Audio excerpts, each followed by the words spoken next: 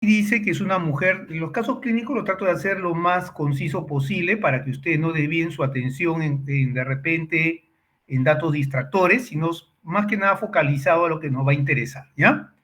Entonces dice que es una mujer de 45 años, blanca, que refiere un tiempo de enfermedad de 9 meses, aproximadamente refiriendo caída de cabello, dificultad de concentración, ganancia de peso, estreñimiento, intolerancia al frío, secreción láctea de mamas, lo que viene a ser galactorrea y ausencia de menstruación desde hace 4 meses aproximadamente. ¿Ya? Antecedentes patológicos, ella está tratada de hipertensión, su padre fallecido de infarto a los 65 años, ¿no? Al examen encontramos una presión arterial normal, tiroides aumentada de tamaño, grado 2, eso se llama bocio, ¿no? Con consistencia aumentada. A la bioquímica les he puesto los valores referenciales.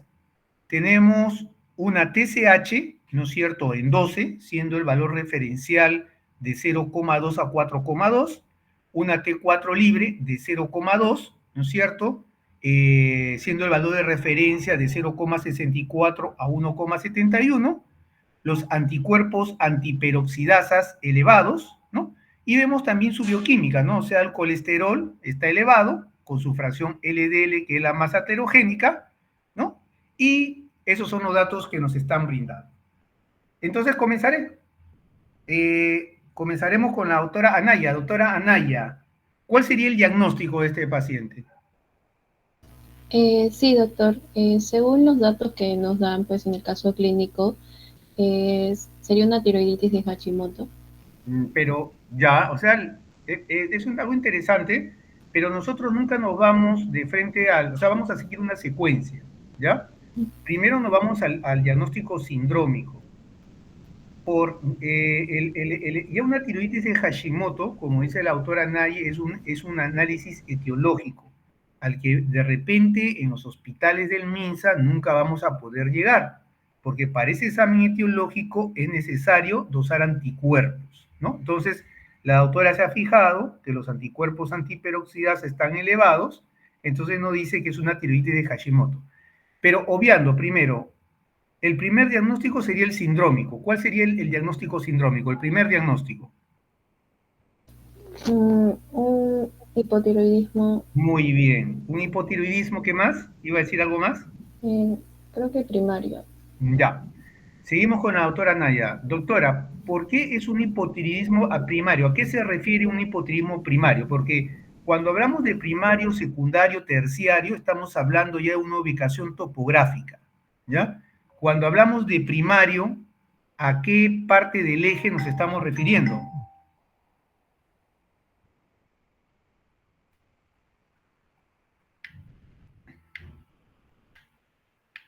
A ver, doctora, vamos, ha dado la respuesta correcta, o sea, pero ¿por qué primario? O sea, ¿a qué parte del eje nos estamos refiriendo? A lo que es el hipotálamo y hipófisis, ¿eso? Pero ¿a qué no? Cuando hablamos de primario, hay, como dice usted ahí, hipotálamo, hipófisis, glándula tiroides. Tiroides. Ujú. Si yo hablo de un hipotiroidismo primario, ¿a cuál de los tres me refiero? ¿Al hipotálamo, a la hipófisis o a la tiroides? A ver, ¿qué me puede decir Mariño? Al hipotálamo. Al hipotálamo, dice Mariño. Doctora Espinosa,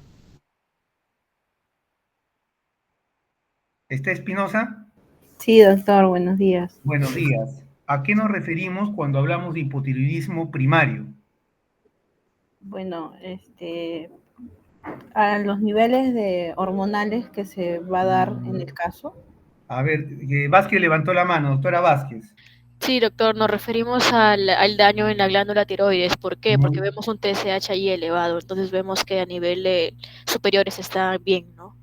ya, muy bien claro, doctores. Cuando nosotros hablamos de primario, secundario y terciario, estamos haciendo una ubicación topográfica, ¿no es cierto? Primario, hipotiroidismo primario, hipertiroidismo primario, insuficiencia suprarrenal primaria, se refiere a la glándula periférica, ¿ya? Cuando hablamos de un hipotiroidismo o un hipertiroidismo secundario, nos referimos a la hipófisis.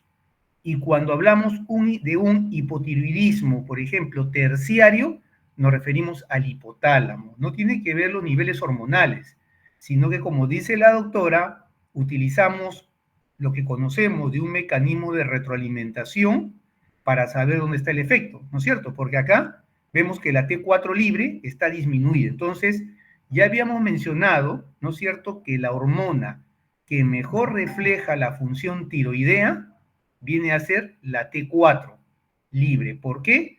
Porque la T4 o la tiroxina es la hormona que se produce en mayor cantidad a nivel de la glándula tiroides. Entonces, en este caso vemos que está disminuida, ¿no es cierto? Está disminuida. Ahora, el valor de la TSH nos va a dar la ubicación, ¿no? Porque si tenemos una TSH elevada, significa que el daño está en la glándula tiroides. La glándula tiroides produce poca hormona tiroidea, ¿no es cierto? Y entonces, como no puede producir más, la AZH se mantiene persistentemente elevada. Entonces yo sé que es primario. Sigo con Espinosa. Doctora, ¿y qué resultados de laboratorio te haría pensar, ¿no es cierto?, que es un hipotiroidismo secundario? Bueno, los exámenes serán la TSH y la T4, como usted nos dijo, ¿no? También, ¿cómo los encontraría los valores? bueno, en la TSH, mayormente está elevada y la T4 está disminuida. A ver, ¿qué dice Hurtado? Hurtado, ¿está la doctora Hurtado? Sí, doctor. Doctor Hurtado, si fuera un hipotiroidismo secundario, ¿cómo esperarías encontrar los valores de TSH y T4?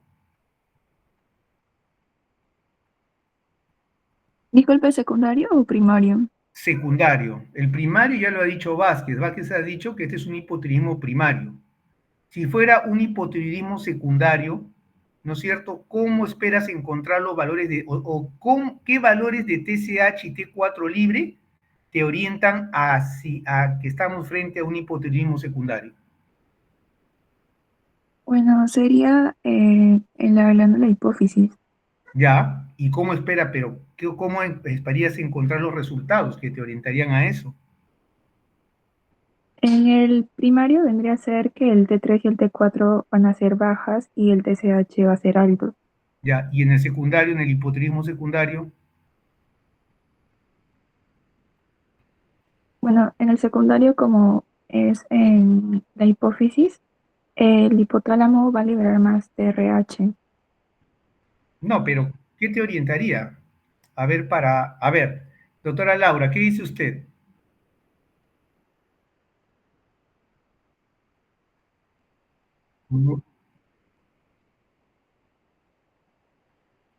Así es. Muy bien, claro, muy bien, doctora Laura, claro.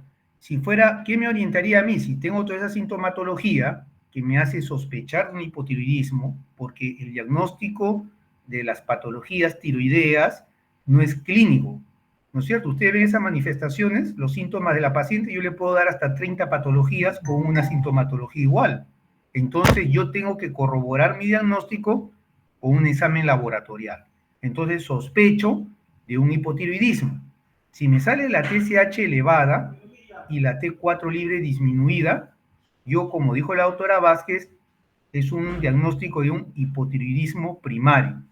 Y si por otro lado encuentro una TSH disminuida y una T4 libre disminuida, ¿sí? Estoy hablando de un hipotiroidismo secundario, por lo que ha mencionado la doctora Laura. Ojo, se van a aprender bien, voy a avisarnos, en el examen yo puedo poner también los datos pensando que es un hipotiroidismo terciario. Entonces vayan ustedes en la casa también, ¿no es cierto?, haciendo un ejercicio mental, ¿ya? Seguimos. Entonces, ahí se adelantó la doctora Anaya, ¿no es cierto?, y nos dijo de que era una tiroiditis de Hashimoto. Entonces, le voy a dar, ya tenemos que es un hipotiroidismo primario. Antes, la principal causa de hipotiroidismo primario era la deficiencia de yodo, ¿ya? Entonces ustedes, sobre todo en las zonas altoandinas, ¿no?, del Perú, y era común ver pacientes con bocio, o sea, de una glándula agrandada.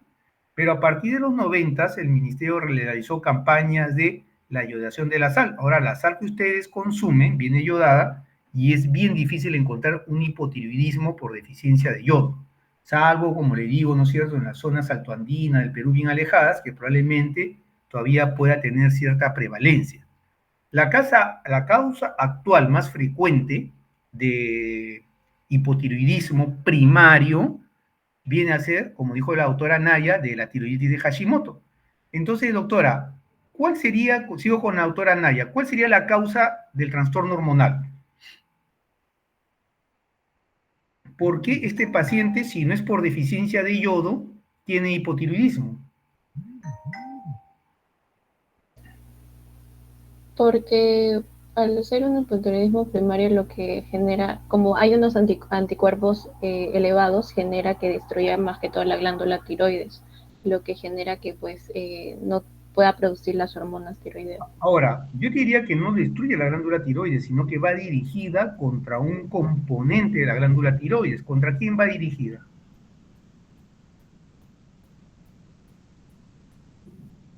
Sobre donde se producen las hormonas tiroideas, o sea, No, o sea, yo digo, los anticuerpos van dirigidos contra un componente de la glándula tiroides, no va con, no, por decirte, no va dirigida, ¿no es cierto?, contra los tirocitos, ¿no?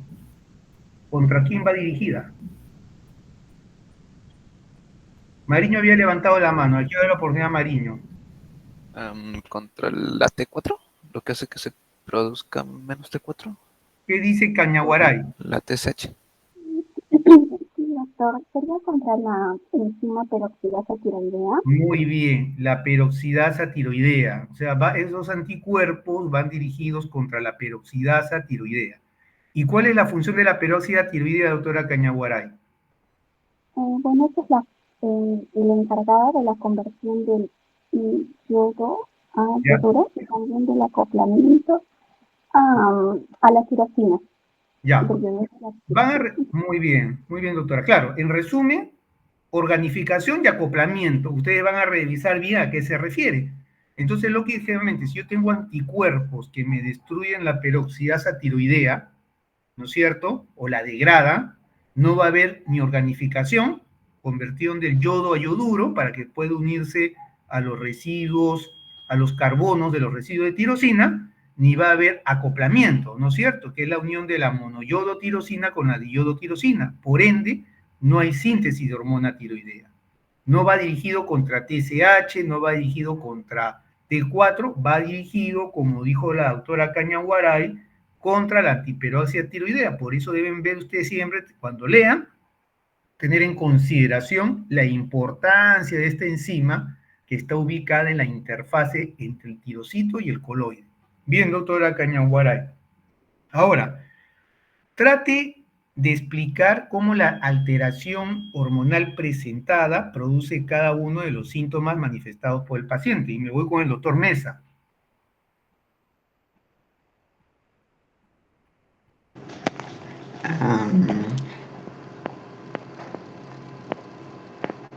Yo me voy a ir puntualmente para hacérsela fácil, doctor. ¿Por qué crees que este paciente tiene intolerancia al frío? O sea, intolerancia al frío significa que tiene más frío de lo habitual, ¿no? Puede ser debido a la falta de T3. ¿Ya? ¿Qué función tiene la T3 en los tejidos? Termorregulación. No es termorregulación tanto. Génesis.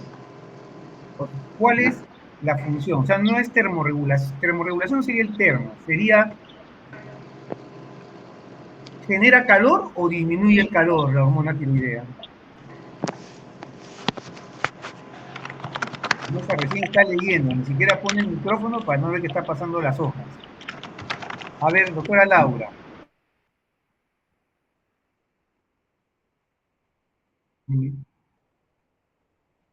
Así es. Así es, muy bien, claro, es una hormona que incrementa el metabolismo, ¿no es cierto? Incrementa el consumo de oxígeno, degrada, ¿no es cierto?, los triglicéridos en ácidos grasos, de modo que los tejidos tienen mayor disponibilidad para generación de energía. Entonces, en ese caso, este paciente que tiene déficit de hormona tiroidea tiene dificultades para generar calor, entonces tiene intolerancia al frío. Mesa, te doy la oportunidad. ¿Por qué crees tú que los pacientes con hipotiroidismo presentan galactorrea, ¿no es cierto? Y ausencia de menstruación,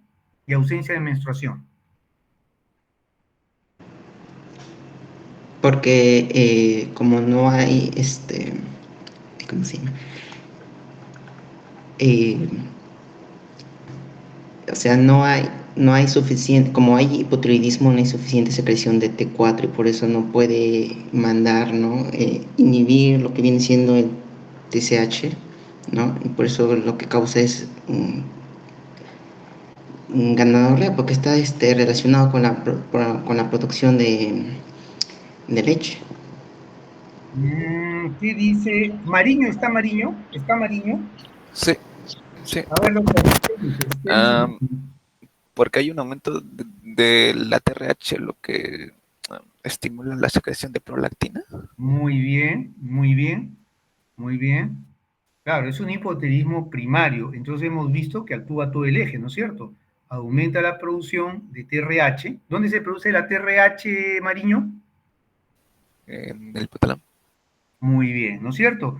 ¿Y cuál es la función de la TRH, amiguitos, en relación a la prolactina? ¿La inhibe o la estimula? La estimula. Muy bien, entonces estimula, ¿no es cierto?, la producción de prolactina. Y hemos visto, ¿no es cierto?, que la función de la prolactina es la formación de leche en las mamas, ¿sí? Y ustedes van a leer cuál es la influencia que tiene la prolactina en el ciclo ovulatorio de la mujer, ¿no es cierto? Es por eso que la lactancia materna en los primeros meses también se considera un método anticonceptivo natural. Lo van a revisar. Bien, doctor Marino. Ahora, seguimos con la doctora Mesa. Doctora Mesa, ¿por qué presenta colesterol elevado el paciente?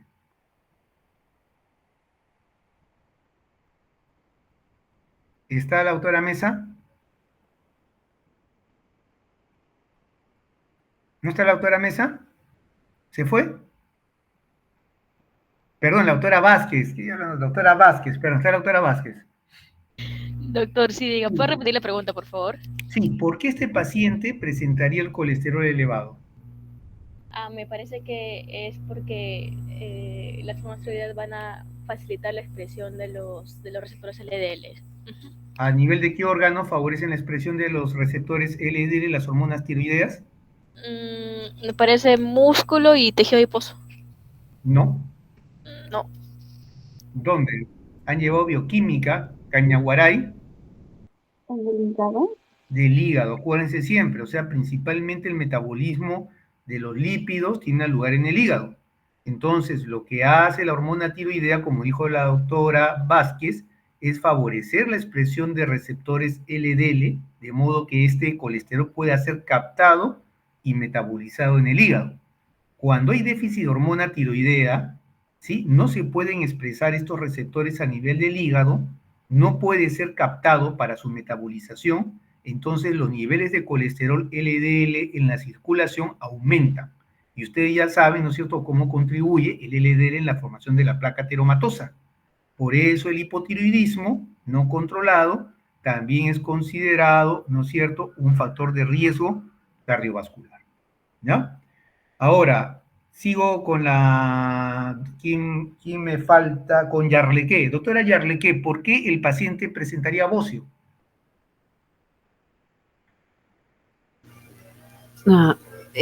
Porque la TSH es la hormona estimulante de la tiroides y va a estimular la liberación de las hormonas T3 y T4. ¿Ya? ¿Y eso qué tiene que ver con el bocio? O sea, porque no hay suficiente producción de T3 y T4. ¿Ya? ¿Y entonces qué hace la TSH? Va a secretar la TSH en exceso y ¿Ya? esto estimula, o bueno, esto atrofia los folículos tiroideos. No, me estás hablando de atrofia. Yo diría que a la contra. Perdón, lo hipertrofia sería. Ya, claro, ¿no es cierto? Claro, o sea, recuerden, hemos dicho, las hormonas hipotalámicas hipofisiarias tienen un efecto trófico sobre las glándulas periféricas, pero entendamos como trófico, no solamente estimulan la producción de hormonas, sino que también actúan como factores de crecimiento. Entonces, como este paciente tiene la T4 libre persistentemente baja porque esa glándula tiroidea ya no funciona, como dice la doctora Yarle, que la TSH permanece persistentemente elevada. Y esta TSH va a actuar como un factor de crecimiento, ¿no es cierto?, a nivel de la glándula tiroides, produciendo su aumento de tamaño. ¿Sí? Y ahí lo dejamos. Seguimos. Yarle, ¿cuál sería la conducta a seguir con esta paciente? Habría que restituir el equilibrio de las hormonas, de la T3, la T4 y la Ya, T2. ¿cómo harías para restituir esto? Esa glándula no se va a recuperar. En otras palabras, ¿cuál es el tratamiento del hipotiroidismo? Habría que aumentarle la hormona Así para es. que... Ahora, le damos la hormona, ¿no es cierto?, en forma oral. Pregunto, ¿cuál es la que ejerce el efecto fisiológico a nivel de los tejidos mayormente? ¿La T3 o la T4?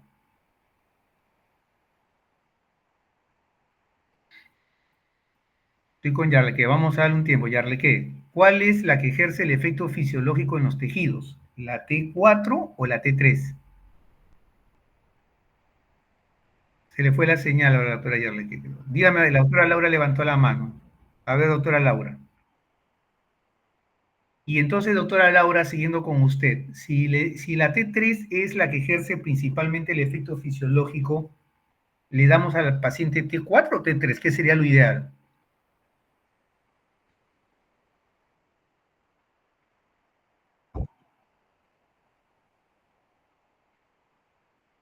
Ya. Entonces, ¿tú le darías T3 o T4? T4. ¿Alguien que no esté de acuerdo con la doctora Laura? Vázquez, ¿estás de acuerdo con la doctora Laura? Pero consideramos que la T3 es la que tiene mayor efecto fisiológico sobre los tejidos. Creo que deberías administrarse T3 exógena, ¿no? Ya, estamos empatados. A ver, el voto dirimente, Espinosa, le habías levantado la mano. ¿Qué le damos a la paciente, T3 o T4? Doctor, bueno, mi respuesta era T3, ¿no? Porque es el que Ya, ejerce función fisiológica. ya. Miren, la respuesta correcta es la doctora Laura, es la T4. ¿Ya? ¿Por qué? Porque eso permite un ajuste más fisiológico. Recuerden que la principal fuente de T3 para los tejidos es la T4, que es desyodada a nivel de los tejidos periféricos. O sea, esto permite un ajuste bien fino, ¿no es cierto? O sea, que cada tejido pueda regular la conversión, ¿no es cierto?, de T4 a T3 de acuerdo a sus necesidades metabólicas del momento. Por eso lo que le damos es T4. El riesgo de utilizar T3 es que de repente esta T3 pueda ejercer su efecto, ¿no es cierto?, con el primer tejido que encuentre, como podría ser, por ejemplo, el tejido cardíaco, y tendrían un paciente, ¿no es cierto?, con presencia de taquiarritmias, ¿ya? Entonces el tratamiento sería darle T4, ¿por qué? Porque esto permite, ¿no es cierto?, un ajuste más fino, ¿no es cierto?, de la dosis, de acuerdo a los requerimientos de cada tejido en particular, ¿ya? Bien, ¿alguna pregunta hasta ahí, doctores, para el caso 1? ¿Todo claro o alguna duda? A ver, doctora Vázquez, ¿cuál es la duda? Doctor, sí, yo tengo, bueno, el caso sí está comprensible, pero yo quería hacerle más una pregunta sobre la patología per se. He ¿Ya? leído que el hipotiroidismo por tiroides de Hashimoto primero cursa por un cuadro clínico de hipertiroidismo, perdón, y luego progresa a hipotiroidismo, ¿no? Eso es lo que he leído, pero quisiera saber por qué sucede esto. No es así, no es así. Son muy pocos, o sea, eso se llama hash, es verdad, hay un pequeño porcentaje de pacientes, ¿no es cierto?, que puede presentar una tirotoxicosis inicial. Eso se llama hashitoxicosis, ¿ya? O sea, ¿por qué? Porque muchas veces no solamente se forman anticuerpos antiperoxidasa, también van a ver que hay anticuerpos antitirolobulina, ¿no es cierto?, que también participan en el tema de la tiroides de Hashimoto. Entonces, hay anticuerpos, ¿sí?, que pueden ir dirigidos contra ¿quién? Contra el tirocito, por decirlo así. Y entonces se produce una liberación masiva de hormona tiroidea. Acuérdense, cuando hemos visto la parte introductoria, ¿sí?, la mayor parte de las glándulas endocrinas producen las hormonas a demanda, o sea, en el mismo momento.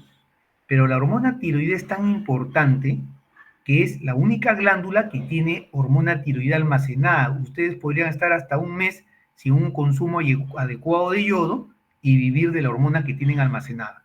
Entonces, en el curso de una tiroiditis de Hashimoto, si bien hay anticuerpos que van dirigidos contra la peroxidasa tiroidea, hay algunos que también van dirigidos contra el tirocito. Entonces, toda esta hormona almacenada se libera hacia el torrente sanguíneo y produce un cuadro de tirotoxicosis, ¿no es cierto? Pero a medida que el organismo va depurando la hormona, se va aclarando, la va eliminando, y esta glándula ya no funciona, ustedes ven cómo este paciente se va volviendo hipotiroideo, ¿ya? Sucede, pero no en la mayoría. En la mayoría de los pacientes que sufren tiroiditis de Hashimoto, van del estado eutiroideo al hipotiroideo. Hay un pequeño porcentaje que sí te puede hacer una hashitoxicosis inicial, ¿ya? Pero no es en la mayoría. ¿Preguntas? ¿Hasta ahí? ¿Todo claro? Bien, entonces vamos a pasar hacia el segundo caso clínico. Gracias, doctora Laura. Dice, un paciente de 35 años con antecedente patológico de... Mejor, vamos al 3 y te lo voy a dejar al final para que puedan entender mejor, ¿ya? Dice acá, acude a consulta una chica de 13 años acompañada de su madre por notarle un aumento de tamaño en el cuello. En su historia clínica no tiene enfermedades médicas de interés, no tiene hábitos tóxicos ni antecedente de patología tiroidea en la familia. Presenta hiperhidrosis, una sudoración excesiva, pérdida de peso, palpitaciones y diarrea. En la exploración encontramos frecuencia cardíaca de 120 latidos por minuto, presión arterial de 120/70, esoftalmo, es decir, aumento del tamaño de los globos oculares, ¿sí? Y no lesiones cutáneas y no edemas en miembros inferiores, ¿ya? Los ruidos cardíacos son rítmicos y aumentados. La disculpa el caso porque creo que estoy en el correo de mi señora madre, ya, por si acaso, disculpen doctores, ¿ya? Y luego vemos que hay una hemoglobina estimulante del tiroides aumentada, ¿no? Y en la ecografía tiroidea hay un bocio difuso. Paso con el doctor Mariño. Doctor Mariño, según estos resultados, y nosotros ya les hemos dicho, vemos clínica. La clínica nos sugiere un diagnóstico y nosotros tenemos que corroborar nuestro diagnóstico con exámenes laboratoriales. En este caso, lo hemos orientado. Y estos son los resultados. Doctor Mariño, ¿qué diagnóstico le daría usted a la paciente? ¿Hipertiroidismo? Hipertiroidismo. ¿Y el apellido?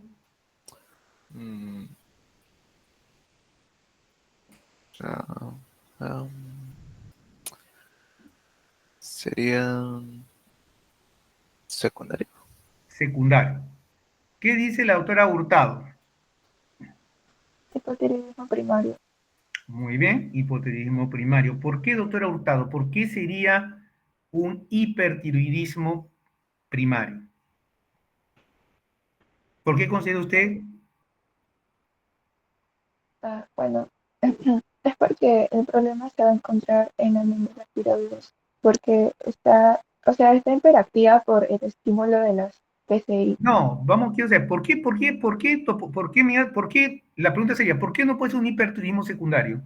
Si yo te digo, ¿por qué no puede ser la respuesta del doctor Mariño? Él dice secundario, ¿por qué no podría ser secundario? Cuando hablamos de secundario, ¿dónde está el daño? En el hipotálamo. Secundario, ¿dónde está el daño? Secundario. En la hipófisis. Muy bien. Terciario, hipotálamo. Secundario, hipófisis. Primario, en la glándula periférica. ¿Por qué no podría ser secundario, doctora Hurtado? Porque el problema se encuentra en la tiroides. ¿Cómo lo sabes? ¿Por qué? Porque, o sea, si fuera secundario, pero ¿cómo sabes que no es? ¿Por qué no podría ser la hipófisis? ¿Por qué no podría ser el daño en la hipófisis? Por la retroalimentación negativa que tiene. ¿La qué? Es que cuando el T3 y el T4 están elevados van a inhibir al hipotálamo. Entonces No. la hipófisis. A ver. En un hipertiroidismo siempre van a estar las hormonas tiroideas elevadas. Siempre, ¿no? Entonces, si siempre están elevadas las hormonas tiroideas, ¿cómo sé yo si es primario o secundario? Laura.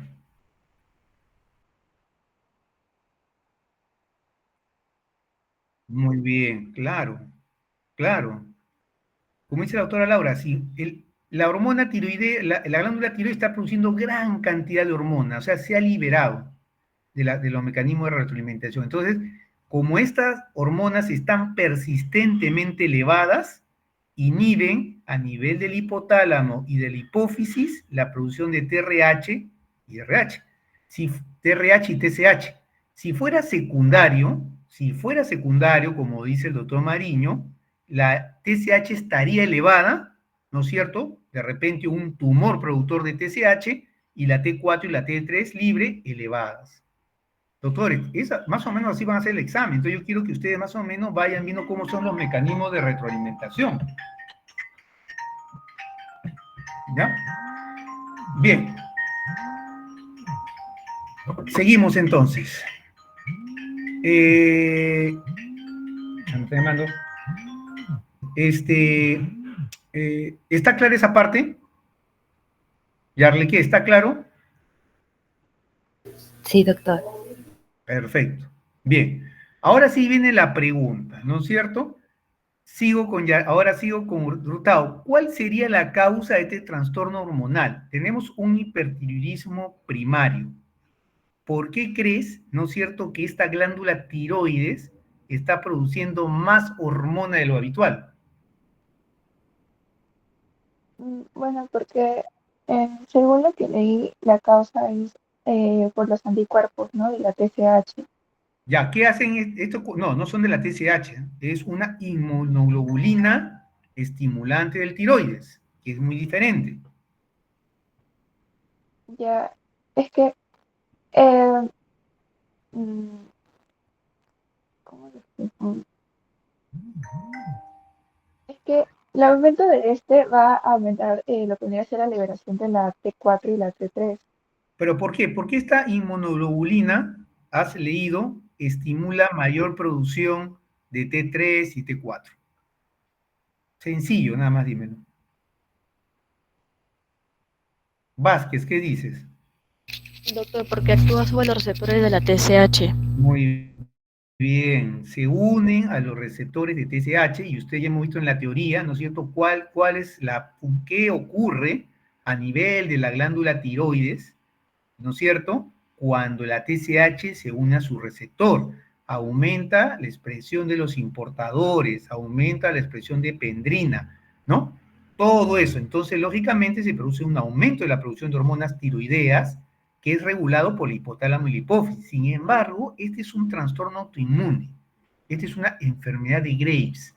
Hay una susceptibilidad genética de la persona, sobre todo en mujeres, se exponen a un factor desencadenante, como puede ser un virus, se forman estos anticuerpos que tienen afinidad por el receptor de TSH, de modo que la glándula tiroides está constantemente estimulada, constantemente produciendo hormona tiroidea. Bien, ahora, para resumir, voy con el doctor Mesa, para que el doctor Mesa me agarre la idea. Doctor Mesa dice, ¿por qué la alteración hormonal presentada produce cada uno de los síntomas manifestados por el paciente? En otras palabras, doctor Mesa, ¿por qué crees que este paciente presenta palpitaciones? ¿Por qué tiene taquicardia?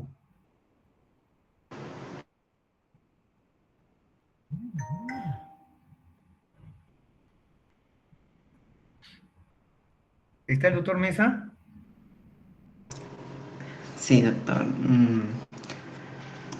No lo sé con exactitud. A ver, la doctora Laura.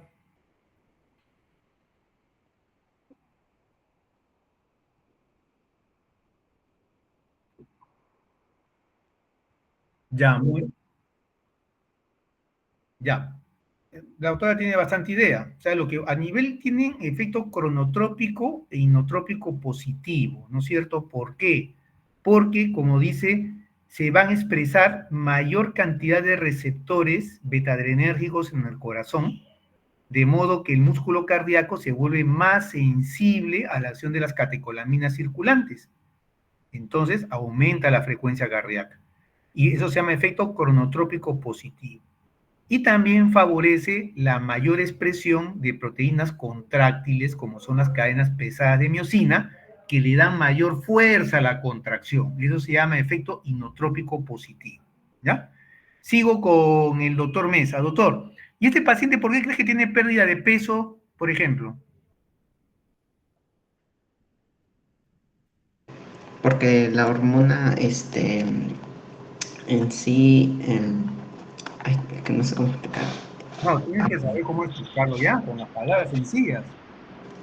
¿Cómo? ¿Por qué el Porque, paciente aumenta de, por qué disminuye peso? porque la hormona tiroidea, hace, a ver, incrementa la expresión de los receptores de LDL, No, ¿no? ¿qué dice Vázquez? Porque hay un estímulo de la lipólisis, doctor. Ya, una parte. ¿Qué más? Doctor, ¿puede haber un metabolismo acelerado? Ya, eso es, claro, incrementa el metabolismo y estimula el consumo de oxígeno, ¿sí? Claro, por eso, ¿no? Y también puede ser por su proceso, tiene por su acción en la degradación de las proteínas, ¿sí? O sea, son factores, ¿no? Por lo cual el paciente comienza a bajar de peso. Y Mesa, ¿por qué este paciente, para hacerlo más corto, tiene bocio? Tiene bocio igual que acuérdense, ¿no? Tiene bocio igual que el hipotiroideo, ¿no? Presenta bocio, como dijo una compañera anteriormente, porque siempre está en estimulación los receptores de TSH, ¿no? Debido a los... Ya, mejor, claro. Miren, el paciente de hipotiroidismo presenta bocio, ¿no es cierto? Porque hay una TSH persistentemente elevada, debido a que la glándula tiroides no produce hormona tiroidea, ¿no? El hipertiroideo produce hormona tiroidea en grandes cantidades, pero el bocio ocurre porque esta inmunoglobulina estimulante del tiroides también está persistentemente unida al receptor del TSH, imitando su acción. ¿Ya? Acá sí hay un error, acá no tiene que ser por qué presenta colesterol elevado el paciente, no vendría acá. Y la pregunta a ver sería para Yarlequé. Doctora Yarlequé, ¿cuál sería un tratamiento a seguir con este paciente? ¿Qué has leído? Así a grosso modo, no te pido que me des una cátedra, ¿no? ¿Cuál sería el tratamiento por lógica con este paciente? Bueno, aquí hay que disminuir la sobreproducción ya también de T3 y T4. Ya, y entonces, ¿cómo hacemos eso? ¿Cómo disminuimos la producción?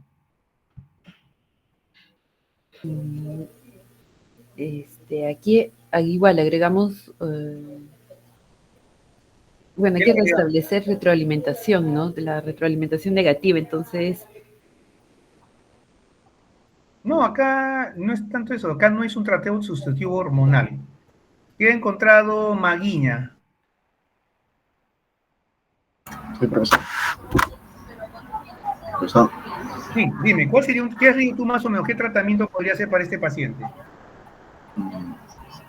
medicamentos antitiroideos Muy bien, como puro, propiltio, propiltio. uracilo y tiamazol. Perfecto. Primero, como dice el doctor, un antitiroideo, frenar la síntesis de hormonas tiroideas, ¿no es cierto? Pero aquí hay un problema.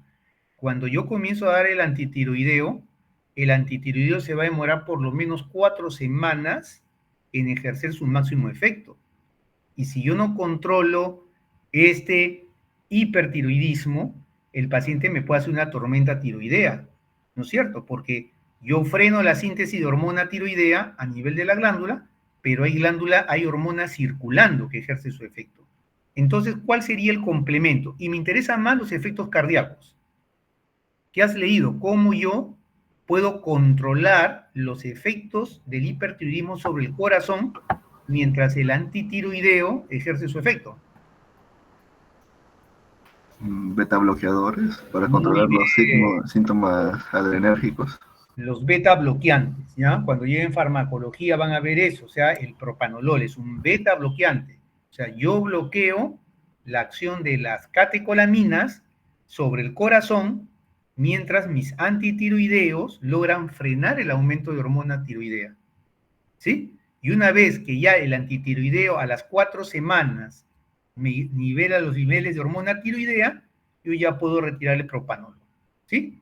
Ahora, una pregunta, Maguiña, a este paciente, una pregunta, ¿está Chávez? Ahora que me acuerdo, Chávez, ¿está Chávez?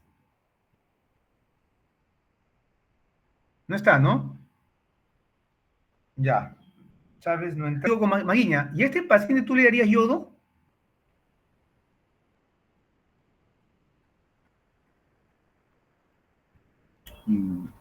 Sí. Sí, ¿por qué le darías yodo a este paciente? Supongamos que tienes un Vemos que el yodo es importante para la síntesis de hormona tiroidea.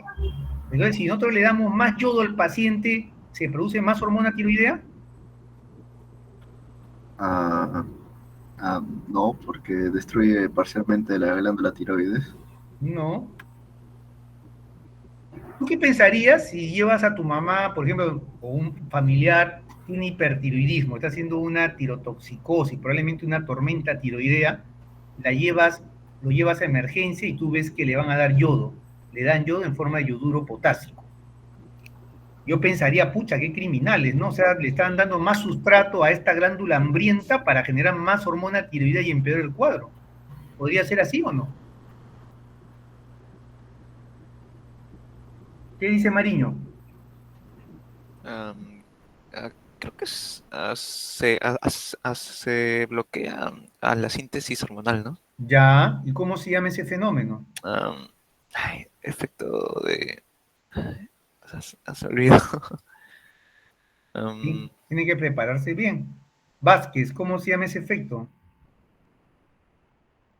No lo leí, doctor. Ya, van a leer. Miren, se llama efecto de Wolff-Chaikoff, ¿ya? Si bien, ¿no es cierto?, es necesario el suministro de yodo para la síntesis de hormona tiroidea, el exceso de yodo te bloquea la síntesis de hormona tiroidea. Lógicamente que este efecto es transitorio y hay un mecanismo de escape. Después de unos días, ¿no es cierto?, ya no te lo bloquea. Eso se llama, van a leer, efecto de Wolff-Chaikoff. El exceso de yoduros o de yodo en un primer momento te va a bloquear la síntesis de las hormonas. Y eso es lo que se utiliza generalmente en emergencias. Cuando el paciente viene con una tormenta tiroidea, aparte de los antitiroideos, le van a dar yodo, bajo este principio de Wolff-Chaikoff, para que en un inicio tratar de frenar este exceso de síntesis de hormonas. ¿Ya? Bien, ¿alguna pregunta hasta ahí? Pasamos al caso 2 entonces, ¿ya? Doctor, yo tengo una consulta. ¿Sí? En el caso de para contrarrestar los efectos cardíacos, tendría que administrar un beta block selectivo, en todo caso, ¿no? No. El tema es así. Cuando tú tienes un paciente, o sea, él vas a utilizar el cardio, o sea, el tratamiento de elección siempre es el propanolol. ¿Por qué? Por la evidencia, la seguridad, la costumbre, ¿no? Y si bien no es, la ventaja del propanolol es que si bien no es selectivo, ¿sí? Te inhibe la conversión de T3, de T4 a T3, o sea, también participa en la regulación, o sea, te da un efecto extra, ¿no?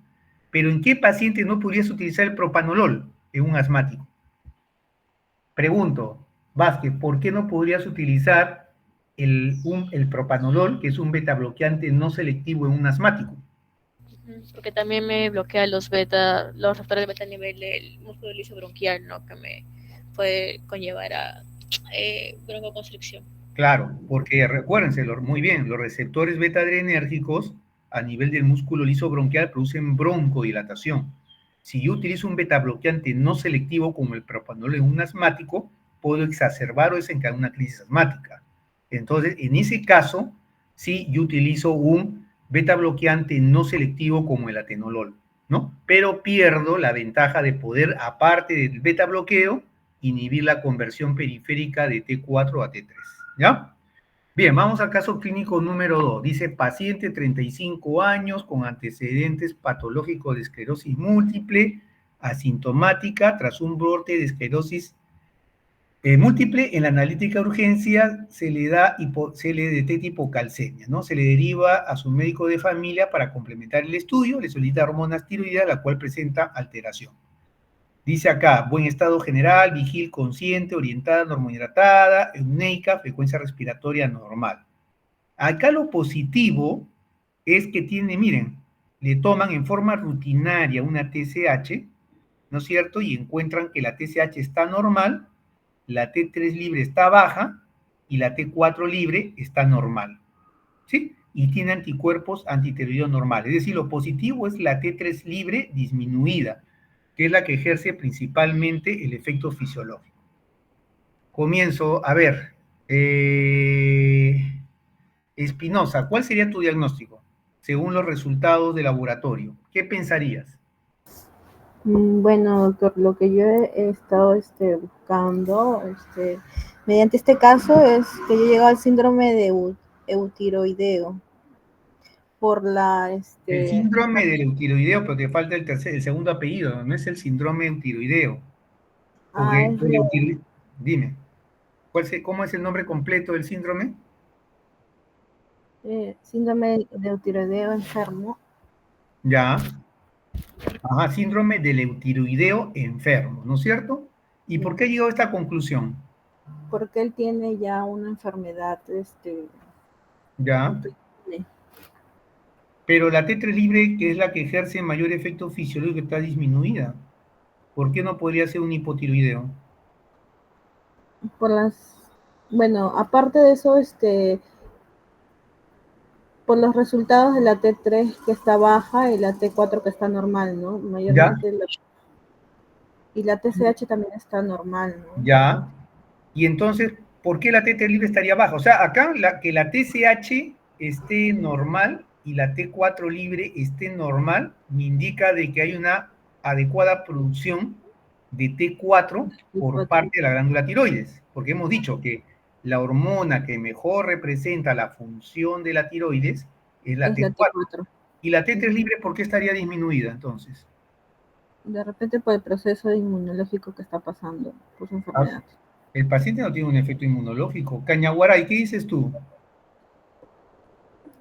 ¿Por qué este paciente estaría con la T3 libre disminuida? Porque no se está dando una correcta conversión, doctor, de T4 a T3. ¿Cómo? Porque no se está dando una correcta conversión de T4 a T3 para su función fisiológica. Y entonces, ¿por qué no hay una adecuada conversión de T4 a T3? Puede deber que hay una deficiencia de la enzima desidratasa. No creo tanto. Laura, ¿tú qué dices?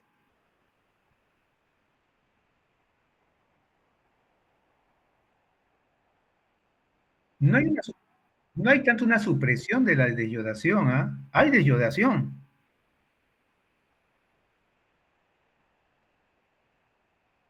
A ver, ¿qué me dice Hurtado? ¿Puede ser por un problema en las células foliculares? No. ¿Qué me dice Mesa? No, más de lo mismo también iba a decir por la esclerosis múltiple, doctor. Había llegado a esa conclusión. Hay fluctuaciones en los pacientes enfermos, ¿no es cierto? Como este caso que está con una crisis de una esclerosis múltiple, hay fluctuaciones de la desyodación. En los pacientes, este es un paciente hospitalizado, ojo, no estamos hablando de un paciente que está en la calle, es un paciente hospitalizado que tiene una enfermedad de fondo. Entonces, los pacientes enfermos están en un estado hipercatabólico, ¿sí? O sea, el metabolismo está incrementado por la enfermedad. Lo que está ocurriendo acá es que hay una fluctuación de la deyodación. Se inhibe la D1, la D2, y lo que se está expresando mayormente es la deyodasa 3, que como ustedes recuerdan, lo que hace es convertir la T4 a T3 reversa, que es la forma inactiva. ¿Por qué? Porque el síndrome del eutiroideo enfermo es un mecanismo adaptativo. Lo que está buscando es convertir, ¿no? Que no producir T3, que es la forma activa, sino convertir la T4 a la forma inactiva, que viene a ser la T3 reversa. De modo que es un mecanismo de energía que va a permitir al paciente enfrentar mejor un estado de hipercatabolismo que es la enfermedad. ¿Sí? Es una respuesta adaptativa. Entonces, bajo ese concepto Espinosa, este paciente que está enfermo con T3 disminuida, ¿tú le darías T4? Sí. Sí le darías T4. Sí, ¿Ya? doctor. ¿Tú qué dices, Vázquez? Me indicó que está expresada la D3 que va a convertir la T4 a T3 reversa. Así es. No, yo no le daría T4. ¿Por qué no le darías levotiroxina?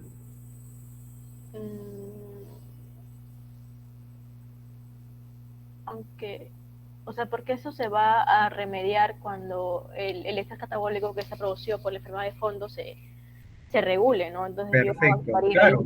Es una respuesta adaptativa para enfrentar la enfermedad. El cuerpo está buscando ahorrar energía. Entonces, ¿cómo le vamos a dar levotiroxina?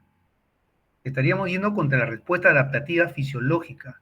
No se le da. Y como dice la doctora Vázquez, esto se va a resolver a medida que el paciente resuelva la enfermedad de fondo, una neumonía, un infarto, una fractura, esto se va a revertir espontáneamente. ¿Ya? Bien, se llama el síndrome del eutiroideo enfermo y nos muestra cómo son las fluctuaciones de la deyodación. Seguimos. ¿Alguna pregunta hasta ahí, doctores? Doctora Laura, lo está grabando, ¿no? Para que se lo alcance a los restos de chicos, ¿no? Perfecto. Entonces vamos a ir ahora al trastorno de las suprarrenales.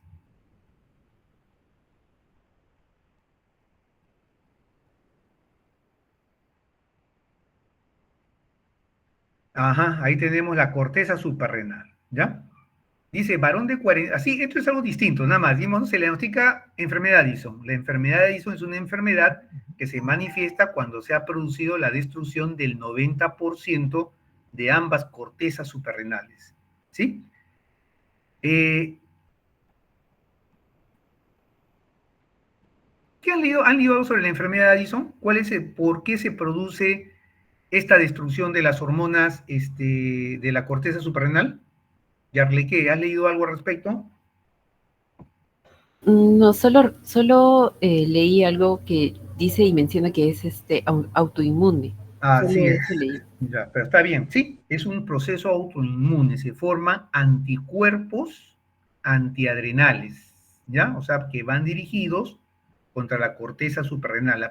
Si el hipotiroidismo, la principal causa es la tiroides de Hashimoto, en la enfermedad de Addison o insuficiencia suprarrenal primaria, es la adrenalitis autoinmune, ¿ya? Bien, pero a ver, ¿qué hormonas estarían afectadas entonces, Yarleque?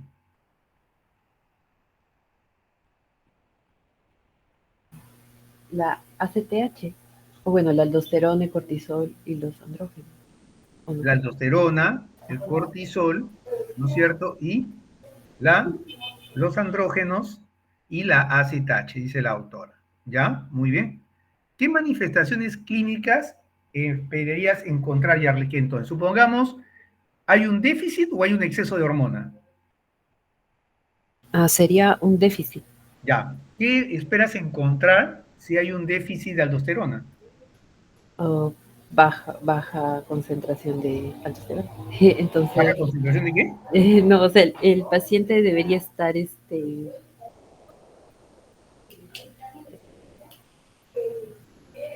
hipotenso. Hipotensión. Ajá. ¿Ya? ¿Qué otra cosa, qué más esperas encontrar en un paciente por el déficit de aldosterona? Hipotenso. ¿Por qué es hipotenso? Porque no está habiendo retención de sodio y calcio.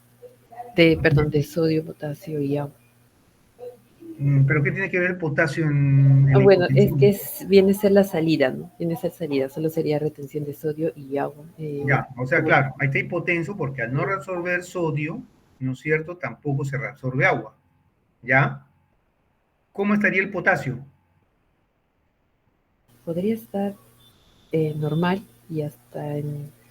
Sí, podría estar normal. Normal. ¿Qué dice Hurtado?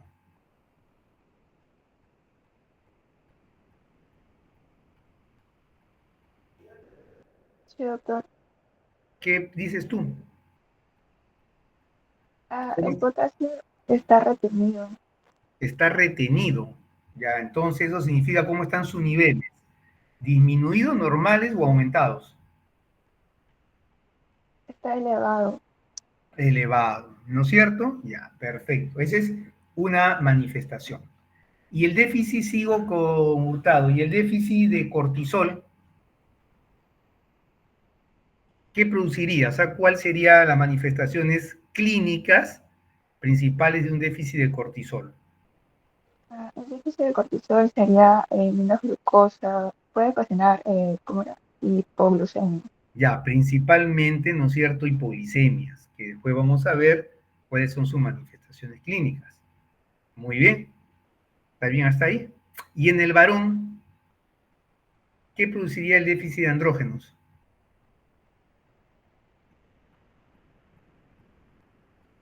¿En el varón? Claro, o sea, te digo, porque si estás hablando de la mujer, no va a haber mucho, ¿no? Pero manifestaciones serían más larvadas, pero en el varón, el déficit de andrógenos, ¿qué pudiera producir? ¿Cómo se manifestaría, por ejemplo?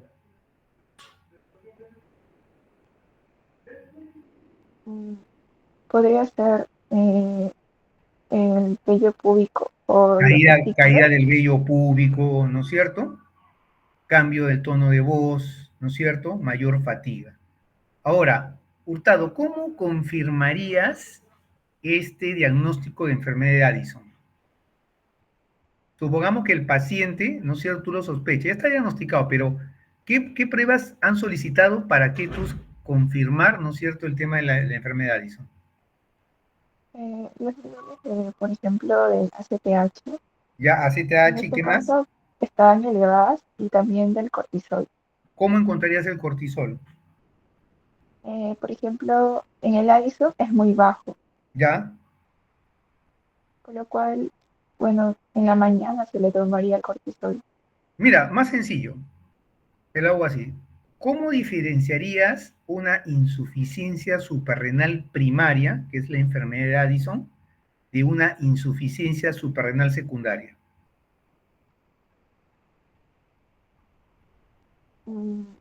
Puede ser por el lugar en el cual está el problema. ¿Y cómo sabrías, pues? O sea, ¿cómo tú Por puedes, ejemplo, claro, la primera era la corteza suprarrenal, ya, en pero, el área y la secundaria de la hipófisis. ya, pero, ¿ambas cursan con cortisol bajo o no? La secundaria con la primaria Sí, cursan con las cortisol, dos, sí. Entonces, ¿cómo sabrías si es primario o secundario? por la ACTH, Ya, muy bien. ¿Cómo porque encontrarías la ACTH en el primario y cómo la encontrarías en el secundario? en la primaria sería alta y en la secundaria estaría como que más o menos baja o normal. Muy bien, disminuida, claro, así es sencillo. Muy bien. ¿Ya? Bien, hasta ahí. Seguimos entonces, vamos con el caso clínico número 2. Acá vamos a verlo con... Sí, doctora Laura, escucha. ¿Sí?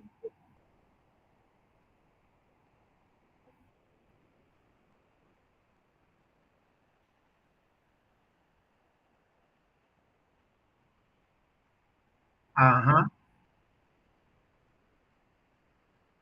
No, pero generalmente el desarrollo de los caracteres sexuales secundarios también va en mucho relación al, ¿cómo se llama?, a los andrógenos suprarrenales.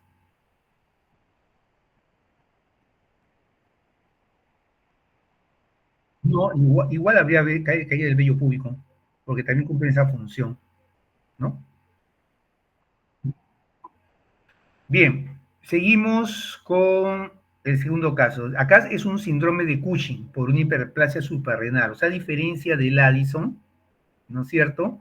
Aquí el proceso es, yo le voy a contestar la primera parte, que hay unas glándulas que producen más cortisol de lo habitual. ¿Sí?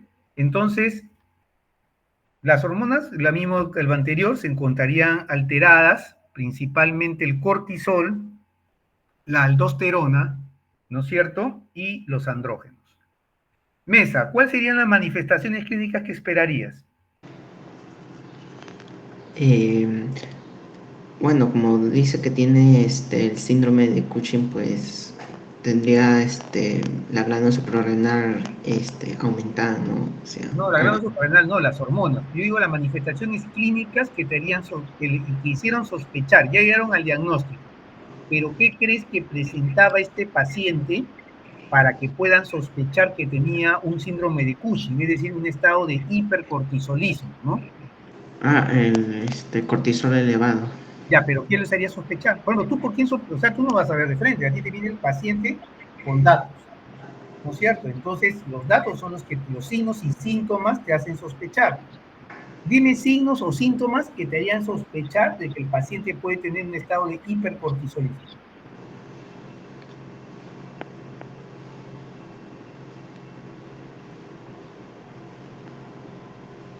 El paciente tendría hipotensión. Bueno, si tiene exceso de cortisol, pues uno esperaría obesidad o algo que aumente de peso. Ya tiene aumento de peso, ¿ya? ¿Por qué tendría aumento de peso en estos pacientes? Por el exceso de porque el exceso de cortisol distribuye la grasa. ¿Por eso? Aparte, y el exceso de aldosterona también, ¿qué produce? Una mayor retención hídrica, ¿no? ¿Podría ser eso? Perfecto. Y otro sí, ¿cómo estaría la presión arterial en este paciente? Elevada. Elevada. Hay mayor retención hidrosalina, ¿no? La aldosterona produce mayor retención de sodio y de agua y aumenta la hipertensión, ¿ya? ¿Cómo estaría su glucosa, Mesa?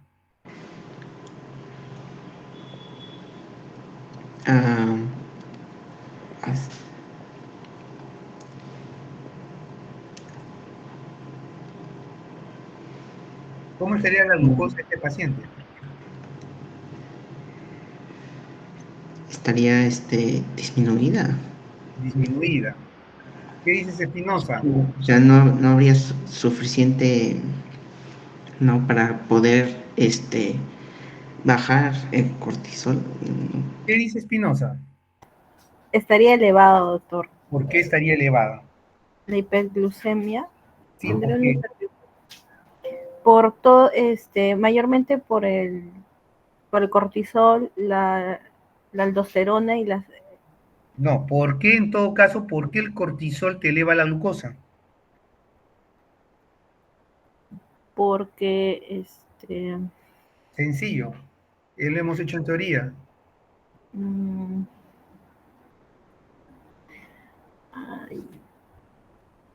Vázquez.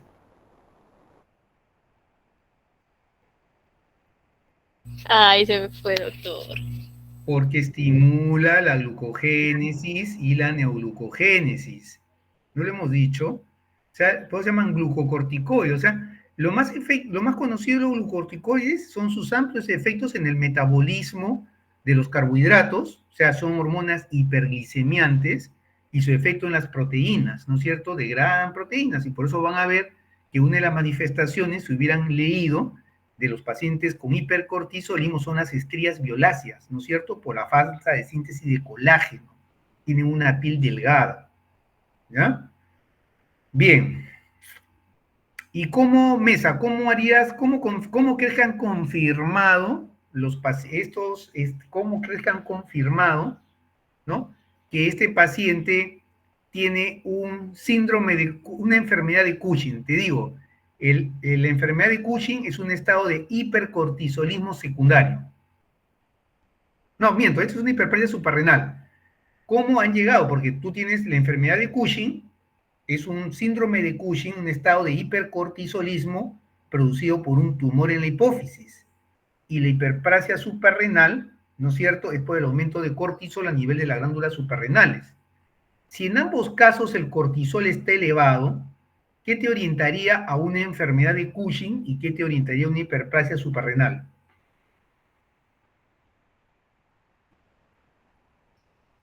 Sigo con Mesa.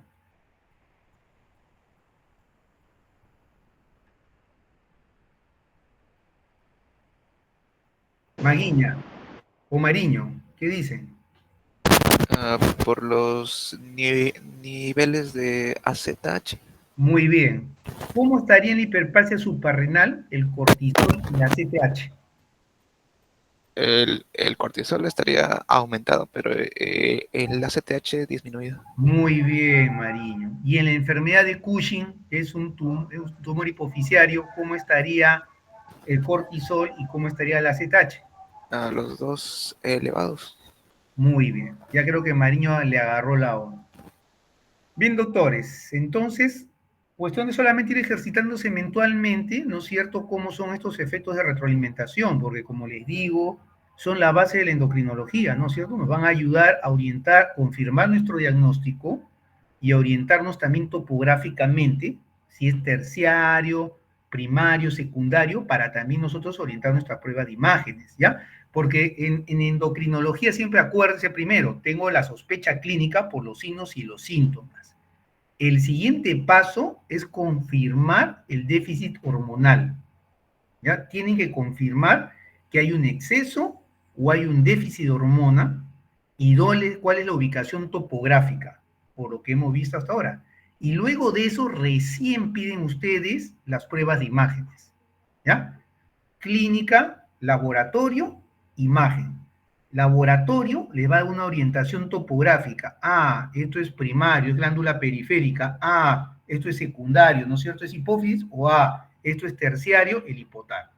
Entonces, para no hacérselos tan fáciles, ustedes en su casa practiquen, hablando del eje hipotálamo, hipófisis suprarrenal, hipotálamo, hipófisis, tiroides, cómo serían, ¿no es cierto?, los valores de TRH, TSH y tiroides en cada caso para poder orientarse.